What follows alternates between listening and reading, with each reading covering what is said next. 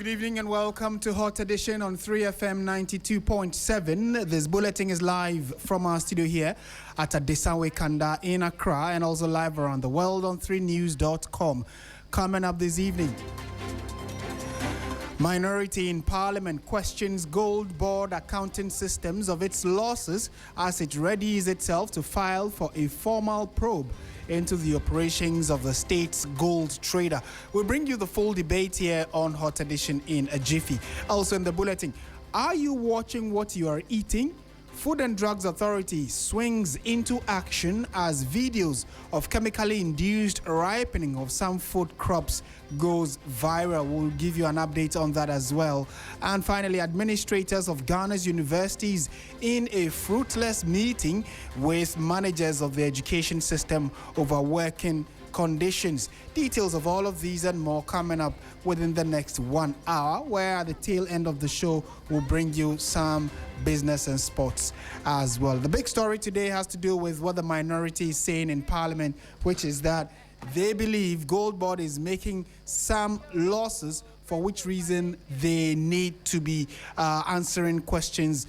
Key part of one of the things they are raising is that they would ensure that they get the Goldbod officials to come and answer questions in Parliament, and the minority in the House is demanding accountability from the Ghana Gold Board over reported losses from its gold trading operations. They are questioning why the institution should take credit for foreign exchange gains while the association costs and losses are borne by the Bank of Ghana. Minority leader Alexander Apenyomarkin says Goldbod must account for the full cost of its transactions, including fees collected and losses incurred in the purchase of the sale of gold. The purchase and the sale of gold. This follows recent reports by the International Monetary Fund, that's the IMF, which indicated that Ghana's domestic gold purchase program implemented through Goldbod recorded losses of more than $1.7 billion in 2025, which is equivalent to 1.5% of Ghana's GDP. Let's listen to the minority leader Alexander Apenyomarkin when he addressed the media earlier today. The IMF has already told the country where this loss comes from.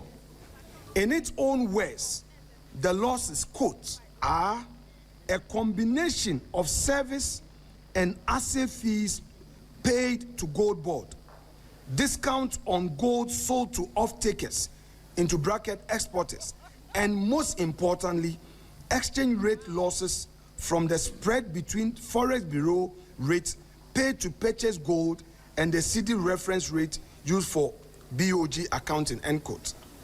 This can be found in paragraph 13 of the IMF report. This is not our characterization. That is the IMF's. And those involved in fact check can check. So here is a question Goldbod must answer. If every one of those service fees and asset fees were collected and kept, why should the losses that came bundled with earning them belong to someone else? You do not get to keep the fees and disown the costs. This is not accounting. That is convenience. And who exactly are these off-takers Goldbod sold discounted gold to? The country deserves an answer.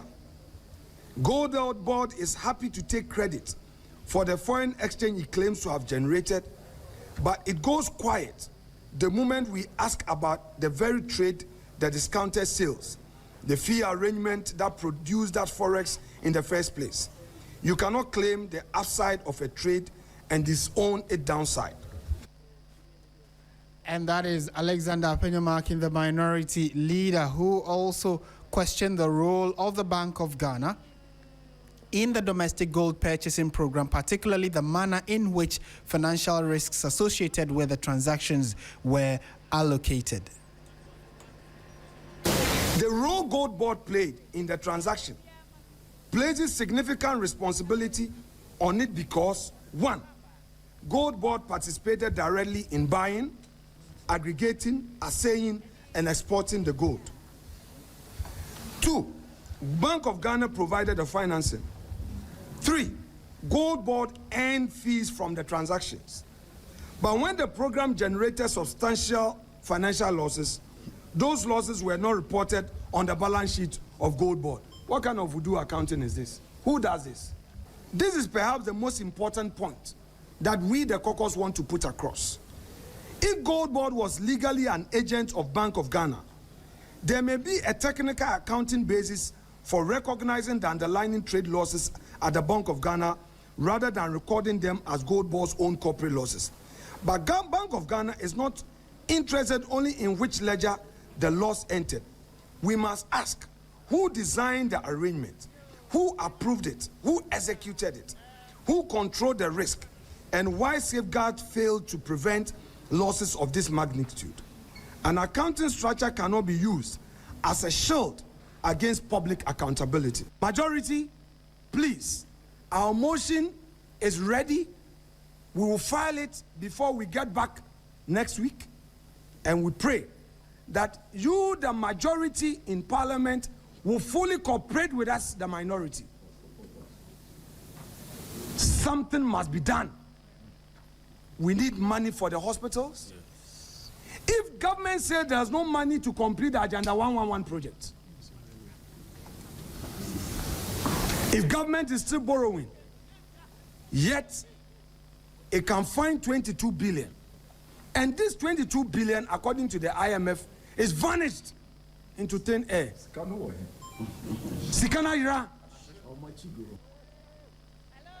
Right, so you heard the voice again of the minority leader, Alexander Penyamakin, who has been talking about the concerns of some losses made by the Ghana Goldbod, or Goldbod as many of you would know it. In a moment, we'll speak to Atta Issa, who is the Honourable Member of Parliament for the Sangnarigu constituency, and he also happens to be on the Economics Committee of Parliament. We'll try and get some thoughts from him in a moment. But earlier, in the late hour of yesterday, the CEO of the Ghana Goldbod, Sami Jemfi, put out a post on social media which is in relation to what the minority actually said. And I'm going to read verbatim what it was that he put out to the public. It says, the blatant lie being persistently peddled by Penyamakin that the Goldbod has made losses is only a figment of his hallucinatory imagination.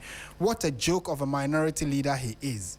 Find attached page 16 of the audited annual report and financial statement of the Ghana Goldbod for the year ending 31st December 2025, disclosing an operational surplus/profit of 907 million Ghana cedis and overall surplus/profit of 5.4 billion Ghana cedis. For the avoidance of doubt, this audit report was prepared and published by the Auditor General of the Republic of Ghana. Facts are sacrosanct, and that is the post made by Sami Jemfi, Chief Executive Officer of the Ghana Goldbod. Let's stay on this subject a while longer and speak to the Honourable Member for the Sangnarigu constituency, Mr. Ataisa. Good evening, sir, and thank you for your time. Good evening, and thank you for having me. And good evening to your listeners. What would your initial reaction be to this, like how Sami Jemfi put it, persistent issues being raised by the minority, which is that the Goldbod has made significant losses, as they put it. But anytime the issue comes up, the Goldbod, government or spokespersons for this current administration either brush it aside or describe it as operational losses. How does this sit with you? I think that the minority has earned a distinction of always attacking the very success or the foundation of this economy, which is the Gold Purchase Program. So the intention is not on the personality of Sami Jemfi or the institution of Goldbod, but they are deliberately trying to weaken the very foundation or pillar of our economy. And to that end, we need to always respond to them when such attempts are being made. Now, looking at the press conference today, I think that this is not new. If you remember, later part of 2025, several attempts were made to set up an ad hoc committee to look into the Gold Purchase Program. when it was defeated in Parliament, there have been numerous press conferences held on this same subject matter. And it was fueled also by the recent IMF release, saying that the domestic gold purchase program recorded a $1.67 billion loss. I think that is the foundation in which they came with their press conference. But it's important for us to discuss the merits of the press conference and also the demerits. And I think that on the merit side, it is good always trying to put government on its toes to demand strict accountability for public officials when mandate have been given to them to serve the good people of Ghana. However, this press conference is empty and it is not new. They have not brought out any new findings that we haven't heard before. And with your permission, if I will just go straight into the issue. Now, if you look at the IMF 1.67 billion, approximately the 22 billion Ghana cedis that was reported, Ghanaians need to understand it within the context of a broader context, let me put it that way, because that $1.7 billion is an assessment of economic costs associated with the program. And it incorporates factors such as, for example, service and assayers costs, discounts, trading outcomes, and exchange rate differentials. Therefore, I want viewers and listeners to understand that it should not be treated as an equivalent to an audited corporate loss recorded by Goldbod. And I'll demonstrate that. If you look at what the IMF is saying, to assume that the Goldbod made a loss of 22 billion is to say that you don't understand audited financial accounts. Now, the IMF themselves attributed 4 basic reasons that accounted for the $1.67 billion. One, they are talking about the service and assayer costs. 2, the discounts. 3, trading outcomes. And 4, exchange rate differentials. I have always maintained that you don't treat an exchange rate differential as part of your operations. Because, for example, if the artisanal miners are selling gold in a perfect competitive market like the gold market, everybody knows the price of gold today in the international market. Same way as the artisanal miners are aware of it. Now, you cannot buy the gold using the BOG rate. This is because the BOG rate is mostly a purity rate because it doesn't include any margins, it doesn't include any risk. So that is why, if you observe, the policy rate is different from the lending rate given by central banks because they incorporate their margins and they also incorporate their risk levels. Now, if the gold board is having an exchange rate today at 10 cedis, yet the forex market has 11.35. What it simply means is that the artisanal miner is looking at trading the gold with the 11.35. But in the books of the Bank of Ghana, they cannot treat it at 11.35 because that is not within their chart of accounts. Their chart of accounts are indexed based on their spot rate that has been announced daily. So because of that, that 1.35 pesos that has been occasioned as a result of the exchange differential creates an artificial loss. And that artificial loss do not represent a corporate loss to an organization. Now, they are also factoring in the assayers cost and the rest. And I'm saying that this same structure and risk-bearing institution of Bank of Ghana did not start today. And with your permission, I'm saying that the Gold Board was created on 2nd April 2025. The Gold Board assumed both assets and liabilities of the PMMC. And I'm saying that this arrangement under the Gold Purchase Program did not emanate or start under the Gold Board. It predates the creation of the Gold Board. If you look at the financial performance of the program, the DGPP, which is the Domestic Gold Purchase Program, was initiated before Gold Board was legally established in 2nd April 2025. And they are saying that in 2021, they recorded 74.44 million Ghana cedis in 2022.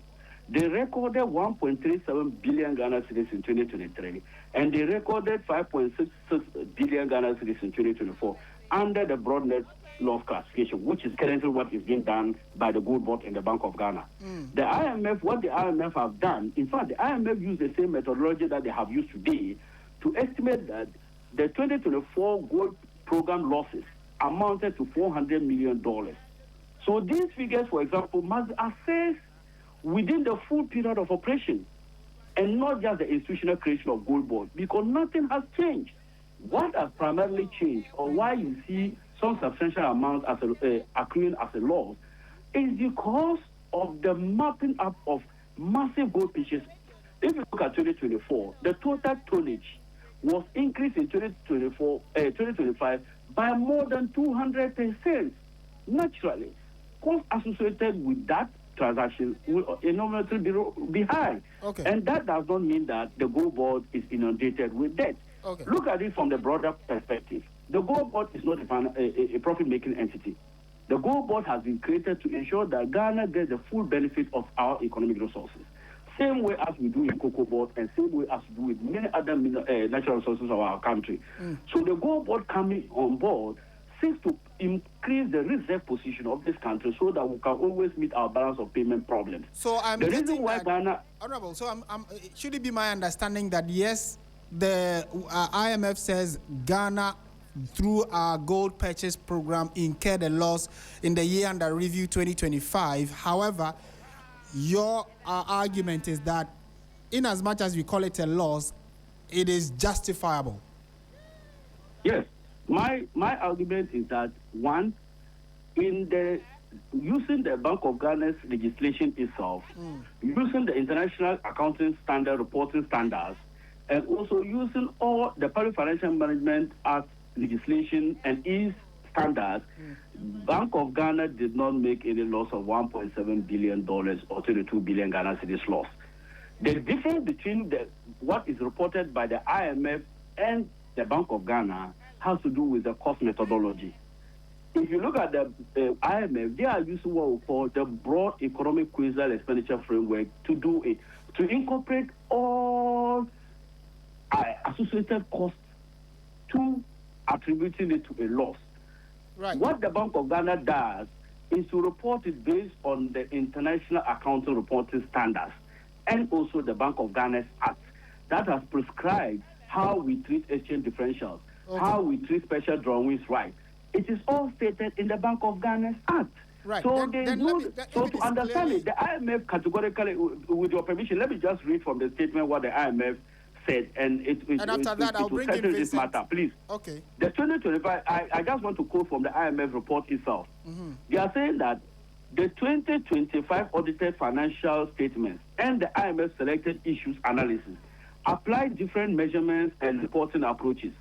The audited financial statement reflects established accounting and financial reporting frameworks, while the IMF adopts a broader economic methodology.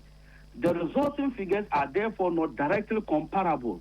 A transparent reconciliation of methodologies, periods, and components underlining the different estimates will provide a more useful basis for assessment. The IMF is cautioning against what the minority did, saying that what occasioned the difference between the reported IMF figure and the Bank of Ghana has to do with the cost methodology. And the IMF is saying that we need to reconcile the cost methodologies, analyze the time differences, and also analyze the underlying different estimate that has been used to provide a more useful basis for assessment. And I think that should suffice for now. Okay. Mr. Sifua, Vincent is the Member of Parliament for Old Tafo and also a member of the Economy and Development Committee of Parliament. Mr. Sifua, good evening. Thank you for joining us. Thank you for having me. The clear concern being raised here, from the minority side, is that a loss is a loss, irrespective of how you describe it. But if you just heard what your colleague on the other side, the Honorable Ataisa, he says that there are justifications for these losses and that the methodology even that went into the calculations from the IMF side, it is not anything new as a result of Goldbod's creation. It's a system that has been in place all these years. How do you respond? That should suffice from what he's saying, right? Well, I'm not surprised from the comments that I've heard from Ataisa so far, because if you remember, when this issue broke out for the first time, even when Parliament, I think, was not even in session, he was the one who mobilized even non-members of Parliament to come to Parliament as at the foyer of Parliament to address the country about this losses. So I know he has this personal interest in this matter. And as to why he has that personal interest, I do not know. At the point where he was even speaking on behalf of the Bank of Ghana, what capacity he was doing so, I never know. Secondly, let me correct this erroneous impression that has been created by Ataisa. His assertion that nothing new has been said or unraveled by the minority is false. I was part of the proponent of the motion that was sent to the Speaker of Parliament, which motion was resisted fiercely by Ataisa and the side of the majority. The motion was not necessarily about just the losses that we have uncovered. Mind you, at the time, the losses that the minority spoke about was about $214 million. It was not $1.7 billion. It was $214 million. So if he tells you that nothing new has been unraveled, that is a falsehood. In fact, the report of the IMF talks about the fact that, in fact, the first page talks about the fact that the information or the report is based on the information available at the time it was completed in July 10th, 2026. Remember, our motion was resisted by the minority and finally thrown out from the House of Parliament in March. So it means that subsequently there are a lot of issues or there are a lot of losses that have already been incurred by Goldbod or Bank of Ghana. So he cannot say that nothing new has been unraveled. In fact, as part of our major reasons that we went by way of a motion to the Speaker of Parliament for the majority side to support us to be able to, as it were, administer a probe into the activities of Goldbod was for purposes of ensuring that the design of the Gold for Reserves program was actually in consonance with the law. So if he says that nothing new has been unraveled by the minority, that is falsehood, because that is not what we said today. Today, our basis of the press conference was to the effect that has there been a $1.7 billion, that is 22 billion Ghana cedis lost by the Goldbod or not? That is number two. Number three. And in your estimation and all the explanation they've given and the report of the IMF, you believe that the reasons adduced in terms of the service cost, the discount that they have to give, and then the exchange rate differentials, all these reasons not justify me. I am not losses. An economist like Ataisa, but my simple analysis that I understand from the report of the IMF is that, at least if you look at their selected issues that they publish, page 10, item number 13, and when I say item number 13, I mean paragraph 13. The IMF is saying that there are three reasons that has ensured the losses. One has been the fees, that's the safe fees that is paid to Goldbod. Yes. Two, the discounts, on gold sold to off-takers. And three, most important, the exchange rate. Let me start with the exchange rate. My brother, if the Bank of Ghana gives an interbank rate of, for example, 10.5, and gives money to Goldbod, which money, for example, also is maybe 100 million Ghana cedis, then Goldbod uses Forest Bureau rate to trade, and their losses. You are saying that the one who is trading should not be made to account for that loss, but rather the one who gave the money. Is that what Ataisa is telling me? The one who has given you the money has given you an interbank rate that is supposed to be used. And mind you, based on the multiple currency analysis, it's a global practice that is supposed to be used. It is wrong for you to be using different rates for different agencies or different institutions at the same time. So how can Bank of Ghana be using a certain rate, then Goldbod is also using another rate? And when there are losses, you are saying that we should not hang it on the neck of Goldbod. Okay. Who is trading? I have a final question, and both gentlemen, I would want you to look at it for me. I'll start with you, Mr. Ataisa. The question would be that, so clearly there are concerns, and of course, like the issue raised, every loss is a loss, irrespective of how you try to justify it. They believe that it can be cut down, reduced, looking at the quantum. I mean, if you're losing 1.5% of the country's GDP, that is quite concerning. How, from the government position, or at least from the NDC's position, can these losses be reduced or done away with? Is it possible? And what are the propositions the majority are looking at? All right, so I cannot answer your question without responding to a few issues. Because of time, kindly be brief for me. I'll be very brief. Number one, when I say they haven't done anything new, that it has nothing to do with the quantum. It has to do with the principle. Now, if you look at paragraph 13 of the 2026 IMF selected paper, it says that the GGPP operation generated significant losses for BOG. It attributes the losses to a combination of service and affairs fees paid to Goldbod, discounts on goods sold to off-takers and exporters, and most important, the exchange rate losses arising from the spread between the rates to acquire the goods and then the CD reference rate used for BOG accounting purposes. The paper estimates the 2024 losses at almost $400 million, and the reports are much larger for 2025 following the scale-up of the Dory Gold operations. That's the IMF 2026 paragraph 13. Now, what I'm just trying to draw your attention to is that if you look at the timeline, you realize that from June 2021, the BOGs began the gold purchase program in Ghana. And under that, Goldbod was not in existence.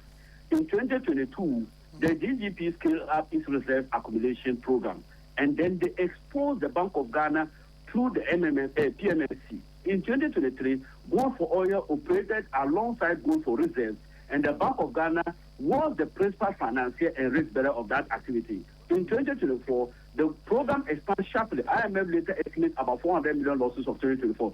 Inherent in that was the same architecture we used in 2025, so nothing has changed. Okay. I maintain that the reason why the loss in 2025 was larger than 2024 is because if you look at the gold purchase program in 2021, they purchased only 8.7 tons. 2022, they purchased 3.47 tons. 2023, they purchased 37.02 tons.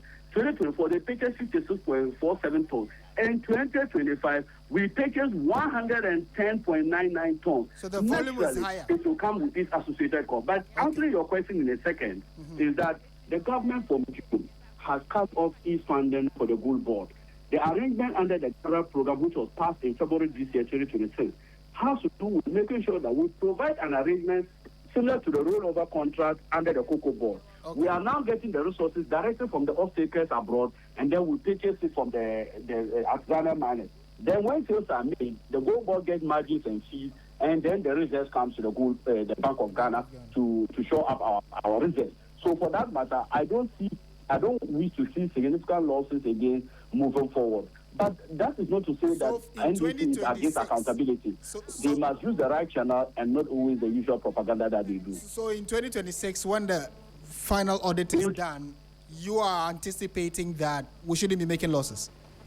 I'm not anticipating we wouldn't make losses. In the first place, there was already an equity difficulties we had emanating from 2024. Now we are having a total negative equity of 96 billion Ghana cedis because we took it from 51.8 billion. So naturally, there will be a drop in the negative equity position of the Bank of Ghana. Also, the reported 15.6 billion that we got as a result of the gold operations, we expect to see a decline. So we cannot confidently say that it will vanish for 2026, but we will see a decline in 2026 and moving forward.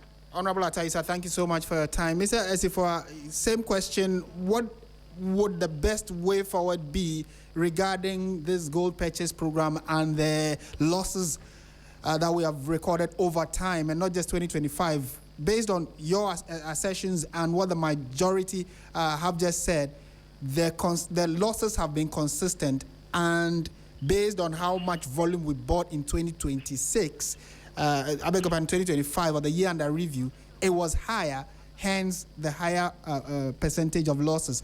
But what would the minority's advice be in terms of progress? My brother, around this table of discussion, it has been agreed and accepted by all of us, especially from what Ataisa said, that indeed there has been losses. Again, he also agreed that in 2026, he cannot confidently tell you that there are not going to be any losses. So indeed, Ataisa is saying that there are going to be losses again in 2026, and that in 2025, there were also losses. the Bank of Ghana itself has already taken steps, and that is why they have withdrawn from financing the activities of Goldbod. And that is based on the recommendations, or if you like, the findings from the IMF. And that is why the IMF, the Bank of Ghana itself, is making sure that such losses does not repeat itself.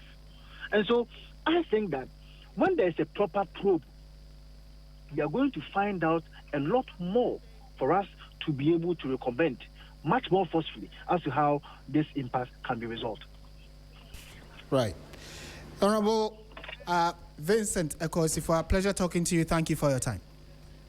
And he is the Member of Parliament for Old Tafo and also a member of the Economy and Development Committee of Ghana's Parliament. You, the Ghanaian taxpayer, you listening to us, it is your money and your resource that is being discussed with such passion. So do let us know what you think of the best way of, earning from our gold, and then also ensuring that we are doing it the right way, because there are clearly concerns from both sides, the minority and the majority. However, we need to find the best foot forward, which is how much are we paying for the gold? How much are we making as a country? Where are these resources being channeled? And how can we ensure that we consistently get value for money? Based on what Ataisa told us, there has been a revision of the strategy being used in terms of the gold purchase program. But will that suffice? Like you heard him, he is not able to concretely tell us whether there will be losses or not. However, he believes that even if there will be losses when the 2025 audit is done for 2026, it wouldn't be as much as we recorded for 2025. So do let us know your thoughts as well and how best the Gold Board can maneuver these very concerning losses that have been reported by the IMF. This is Hot Edition on 3FM 92.7. You're listening to us live from our studio here at Adesanwe Kanda in Accra. The big story we've just been discussing, minority is raising questions and have even threatened to haul the CEO of Goldbod to Parliament to answer questions. But beyond that, another big concern we have for you, or the topic we're treating next, has to do with what you consume at home. I'm sure many of you have seen the videos that have gone viral on social media, which has to do with the chemically induced ripening or forced ripening of some of the food items you and I purchase. Well, it looks as though the Food and Drugs Authority, after getting the notification of what has gone on, is currently on high alert, warning the public against using unauthorized chemicals to force ripening of plantains. The action follows a viral video from the Medina market showing traders using a harmful plant growth regulator called Ethimax to turn green plantains yellow overnight. The video has generated public debate about the wholesomeness of food on Ghanaian markets. So what exactly are these issues? Let's now go to the phone lines and speak to Yakubu Adam, who is a toxicologist, and he's joined us for a quick chat. Mr. Adam, a very good evening to you. Thank you for your time. Good evening. Thank you for having me. So to the layman, what is the chemical, the Ethimax? And I'm sure you must have seen or chanced upon the video of when they apply the chemical, a green, what they call body bunu, all of a sudden starts turning yellow in a short period. What is this chemical? What is it supposed to do? And definitely it's not being used rightly, is it? Okay, thank you very much. And good evening to you and your audience. When it comes to the viral video, it was seen that some women apply some liquid solution in actually causing immediate ripening of greeny fruits and also greeny vegetables. Now, during the development stage of every plant, it's actually done or regulated by hormones. So we have basically 5 hormones that actually regulate every plant growth. And one of the hormones is the ethylene. And the major function of the ethylene is to bring about ripening of the fruits whenever it's matured. And this is a naturally occurring hormone. So naturally, the plant produces them to aid in ripening whenever the fruit actually reach its maturation. However, scientists have decided to create a synthetic form. So when you take the Etifon or the Etimas, the brand name is the Etimas, okay, and the generic name is actually the Etifon. So now when you take these Etifon, what it actually do is that whenever you sprinkle it on the fruit or any green substances, what you do is that the green substance or the green tissues of the cell breaks them down into ethylene. And this ethylene is the same hormone that the plant produces naturally. So whenever you spray your crops or you spray these substances, these greeny fruit and vegetables with these ethymas, so now the ethymas is being absorbed by the leaves or absorbed by the fruit, and now in the food this chemical breaks down to the ethylene hormone. So it is, and this ethylene hormone, when it's being produced, the plant sees it to be the naturally occurring hormone. So actually, when you talk about these ethymas, it's actually a plant growth regulator. So mostly, when you use it guidedly, it's not supposed to cause harm. And one thing we should know is that when you take the Etifon or the Etimat, when is it supposed to be applied? It's when the vegetables or the fruits are still on the farm. So when you apply them, it's not supposed to get to the market unless after some pre-harvest time period of maybe 14 days. Because when it gets to the market right away, it means that the traces of the Etifon will still be found on the fruit. At that time, the Etifon may not be fully converted into maybe the ethylene gas or the ethylene hormone. So you still be having some traces of the Etifon found in the fruit. So it's actually recommended that when you are applying them, this is a plant growth regulator that has been approved by the EPA, which is our regulator. So due diligence has been done about this chemical. However, when you misapply them, that's where that's where it becomes a problem. Like for instance, the market women or the video that was trending, they were applying it directly post-harvestly, meaning they are having the plantain and they were applying it directly at the market. So this time around, there's nothing like pre-harvest waiting time because they are just abusing it, and that is where the problem is. So, I mean, to the layman, it is not a wrong chemical or a harmful chemical, quote unquote, in the strict sense of it. However, the application must first of all be on the farm while the plant is still growing, and then after application, it should take a period of about 14 days before it can be consumed or at least sold get to the market. What then should the concern be in this case that it looks like, of course, the video must have been shot. We don't know when exactly, how long it took, but what we know is that people are applying it. How would you advise against the purchase or use of some of these chemically induced plants and vegetables? Okay, so when it comes to the Etifon is actually commercially available since it's actually registered by the EPA. So when you get to their list of approved pesticides and plant regulator, it is there. So restricting its use restricting its purchase will actually becomes a problem since it's actually unapproved. So we need to actually take in caution whenever we are applying them. For instance, when you get to the market and before you apply them, now you are not having the ethylene hormone again because you still have the traces of the main chemical called Etifon, and over application or measured application of this substance on the fruit may cause a whole lot of gastrointestinal distress, respiratory distress, and even can cause nervous problems. Because when these is finally ingested, although the absorption rate is minimal, but if the amount becomes an overdose, or when you ingest a high amount, the tendency of it being absorbed becomes high. However, looking at it on a raw surface level, the absorption is minimal. However, when you take them overdose, for instance, when you get the fruit, nobody take now your hand. You used to peel the fruit. Now your hand will be having the traces or residue of Etifon. Now these will be used to hold the plantain or the banana or whatever. So whenever you consume this banana, you are also consuming this etyphon. And when etyphon gets into the bloodstream, it serves as something we call acetylcholinesterase inhibitor.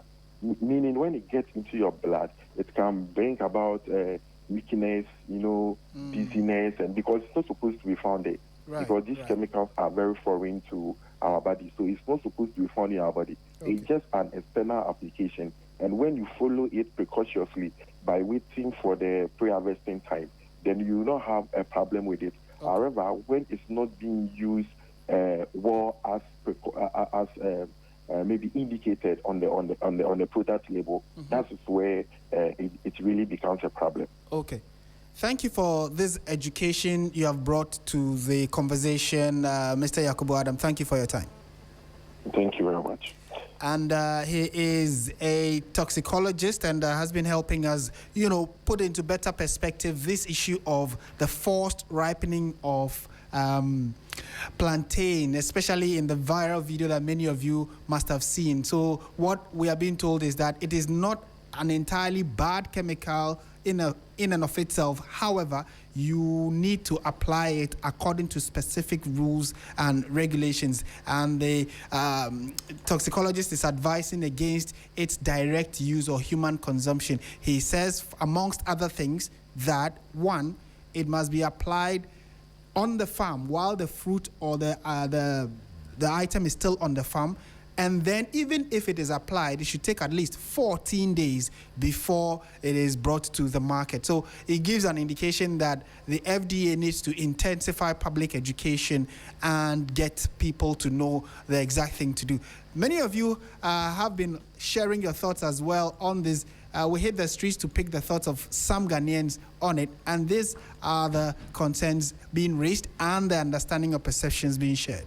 With the issue of the chemical that is being exposed in the market, it was as a result of our engagement with the market women. We normally, in every 2 months, we organize sensitization workshop with them. So it was out of that the issue came up that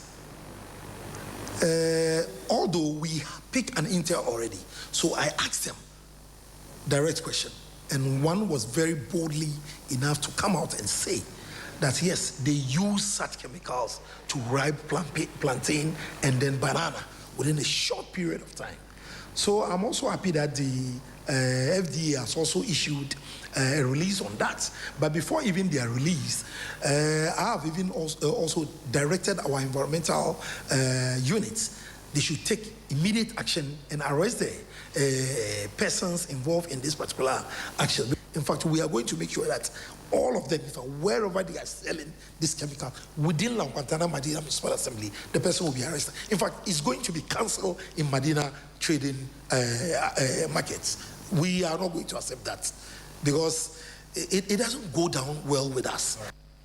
And so you heard the voice of an official of the Food and Drugs Authority giving a clear warning to market women and traders against the use of the forced ripening chemicals of plants. So, many of you who have been sharing your thoughts and comments with us say that you have either seen someone or know a trader who has either applied it before or still does.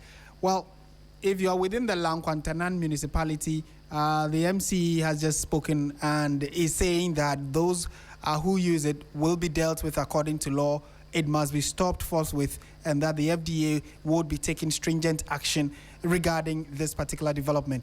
Your thoughts are also very welcome on this subject matter. Do let us know what you make of it and whether people are trying to use dubious means to just make quick money, against the health concerns of almost every consumer in the country.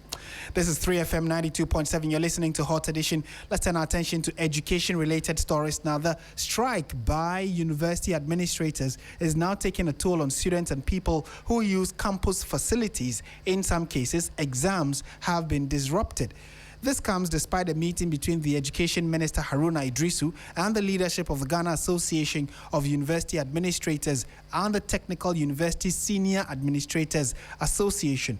The dispute centers on concerns of a market premium payment and the implementation of an interim allowance agreement. Government has appealed to the unions to suspend the action, with the Education Minister Haruna Idrisu asking for 1 month to work through their concerns. This evening, a new directive from the Ghana Tertiary Education Commission directing specific senior management officials who joined the strike to return to work. GTEC also ordered the vice chancellors to submit the names of those who fail to comply. We'll try and get some answers to this particular story for you in a moment. Still on education-related matters or labor-related matters, the Fair Wages and Salaries Commission will try and get some, reaction to this particular issue about students, the impact the current strike is having on students. Some of those who are even expected to start their exams have been affected as a result of the strike by university administrators, across the country. When we do get them, we'll put the appropriate questions to them and then get you the right response as well. Now, we're staying on labor-related issues because the Fair Wages and Salaries Commission says it is prepared to address concerns raised by pre-tertiary teacher unions over their conditions of service. But the Commission wants the unions to wait for the establishment of an independent public emoluments commission, which it says will have the mandate to deal with issues relating to allowances. The Chief Executive of the Fair Wages and Salaries Commission, Dr. Smith Graham, says the proposed independent commission will have the mandate to resolve issues relating to allowances. And this exactly is what he's been saying. So we've engaged them, but they don't seem to understand. They want us to review holistically, and they are the only group left. We've negotiated with every union. They are the only group left, so they are not happy with that decision. We will engage them again next week, and from there we'll know exactly what will happen. And that's the voice of Dr. Smith Graham, who is the Chief Executive Officer of the Fair Wages and Salaries Commission. But the proposal has not gone down well with the teacher unions. The president of the National Association of Graduate Teachers, Jacob Anaba, says that the unions cannot suspend their demands while waiting for a commission whose establishment date is unknown.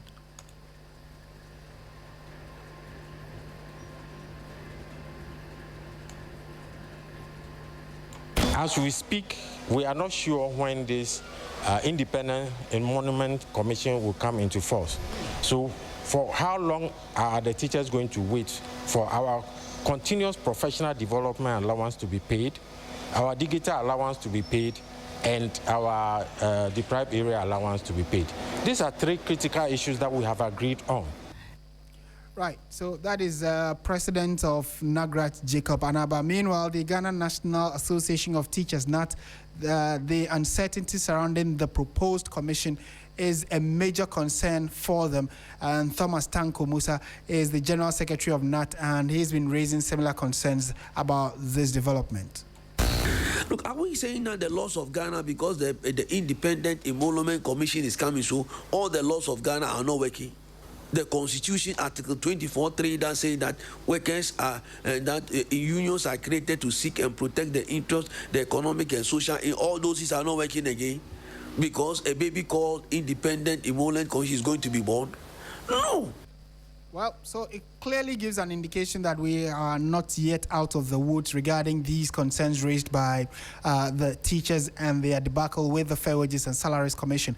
That was Thomas Musa Tanko. Now, the union insists that they will maintain their August 31 deadline for industrial action unless concrete steps are taken to address their concerns. Let's take a step back to our earlier story, which has to do with the strike by university administrators, which we're told is currently now taking a bite on students and people within the university community. First, let's speak to Faisal Idrisu, who is a man in the Volta region. He visited the University of Health and Allied Sciences, the Hohoi campus, and he's joined us for a quick conversation. Faisal, so what exactly did you find on campus, and what kind of impact is this strike having on students? Okay, so for the University of Health and Allied Sciences, they have begun their end of semester exams on the 15th. just before the strike action began. And so the exams have been halted. Students, as of this afternoon, didn't know when they will take the rest of their papers in bucket and go home. Those in the final year say we did not know. The uncertainty is giving them distress. There's anxiety because they would have to finish their exams and also proceed with their final project work. And because of the situation on campus, they do not know how soon these will be over. Some express mixed feelings. They think that, well, now that there's a strike action and the papers have been put on hold, they rather use the opportunity to study. Then when it is time to write the papers, are much more readier for the papers. Management has also been speaking. Dean for the school, Professor Frank Baden, also indicated to me that apart from the examination, there are other obligations they have to deal, and the administrators play central role in executing some of these things with their partners, and because of the strike, they are not able to do all of that. But the good news is that just a few minutes ago, I've been prompted that the students will resume their exams on Thursday. That's it. Right, so wait, the news you are giving us is that on the Hohoe campus of the University of Health and Allied Sciences, exams will resume when? On Thursday? On Thursday. But that was the indication I got just a few minutes ago. And that could mean that what the strike has been called off, or these are different arrangements? Not at all. These are internal arrangements to allow the students write their exams and probably vacate. In fact, some are due for attachment, and all that arrangement has been made already with the organizations. So if they delay any further, then of course that is also going to affect their attachment. So management says they are putting in place internal arrangements to allow the students write their exams and go, while the issues regarding the strike action are solved. Okay, all right. Faisal, thank you very much for that update from the Volta region. Specifically, he visited the University of Health and Allied Sciences and has been given us an update. The president of the Ghana Association of University Administrators has joined us in the person of Reverend Kweku Kakariamwa.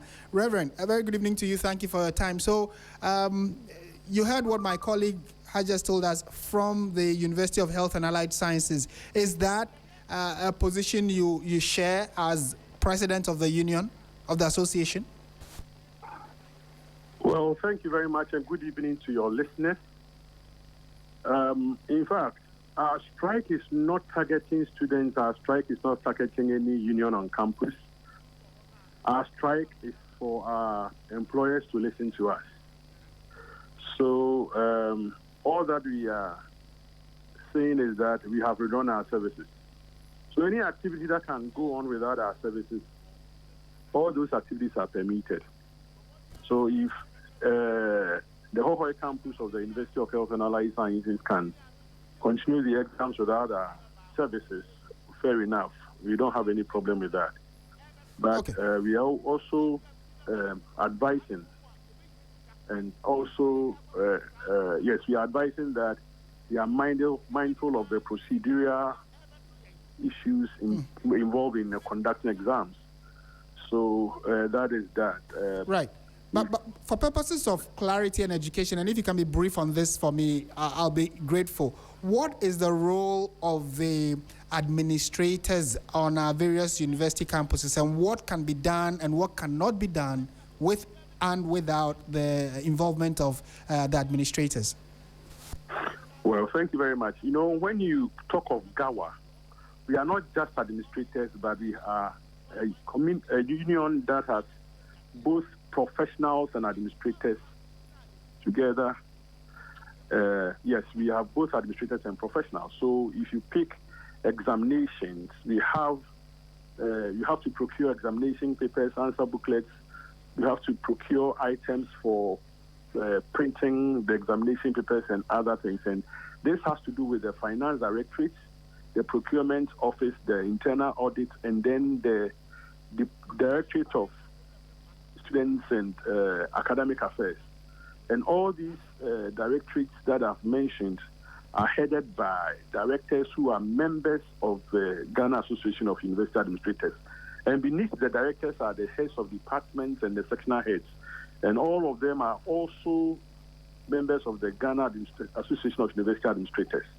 So in their absence, nobody can legally perform their functions, because from a director's office to the senior staff, there is a senior member who is a government member who is supposed to minute the letter for the senior staff to work or give directions for the senior staff to work. So without the head of department or the sectional head, the senior staff there cannot function.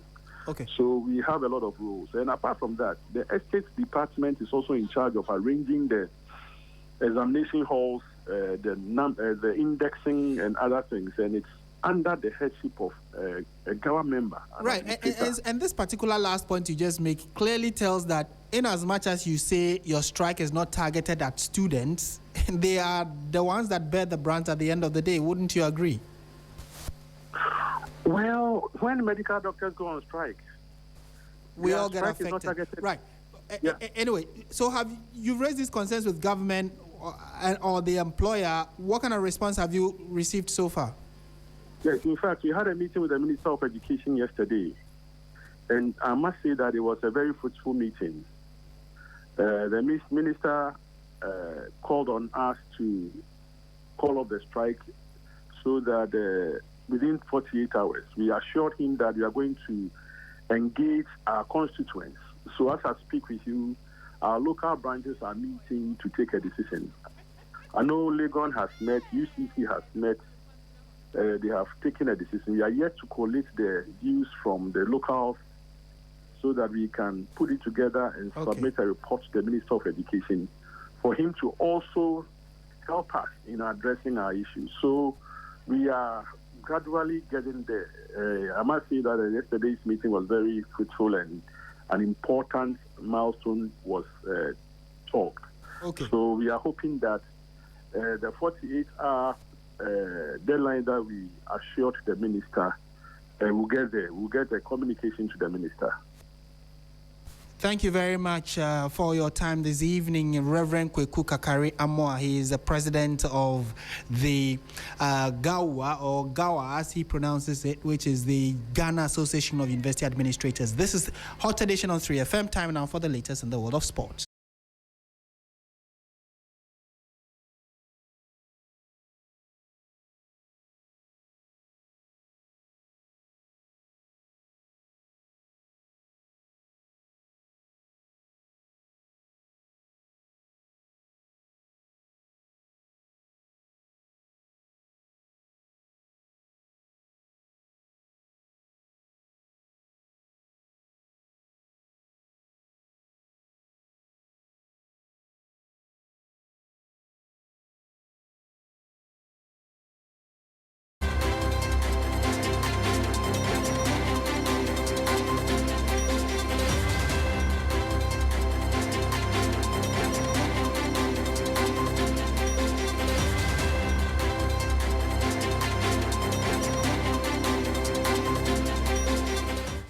Hello, good evening, and welcome to the sports segment here on the 3FM Hot Edition. My name is Bill Ishen. Now, to some key stories, Ghana defender Abdul Mumin has joined Girona on a 3-year deal after leaving Rayo Vallecano, bringing an end to a 4-year spell at the Vallecas. Now, the 28-year-old centre-back leaves Rayo, having joined from the Portuguese side Victoria Guimarães in September 2022. Mumin became a free agent after his contract expired at the end of June 2026. Before his move to Girona emerged, the Ghanaian had attracted interest from several clubs in Spain and elsewhere in Europe, with Girona included among the teams that wanted his signature. Now, former Arsenal and France captain Patrick Vieira has been appointed as the new head coach of the Senegal's men's national team. The 50-year-old replaces Pape Thiaw, who was sacked in the wake of the country's last 32 exits at the FIFA World Cup. Born in Senegal's capital, Dakar, Vieira will now manage the country of his birth, having moved to France aged 8 before later winning over 100 caps for Le Bleu and lifting the World Cup in 1998 and the European Championship in 2000. Also, KRC Genk have announced this permanent signing of Jerry Efriye on a 5-year deal. Efriye joins the club on a permanent move from Saudi side Al Qadsiya for an undisclosed fee. Bringing an end to sports here on the 3FM Hot Edition. My name is Bill Ishen. Of course, before we wrap up, of course, we have to leave that back with Martin Esiedu Date, who is on standby to bring an end to this bulletin.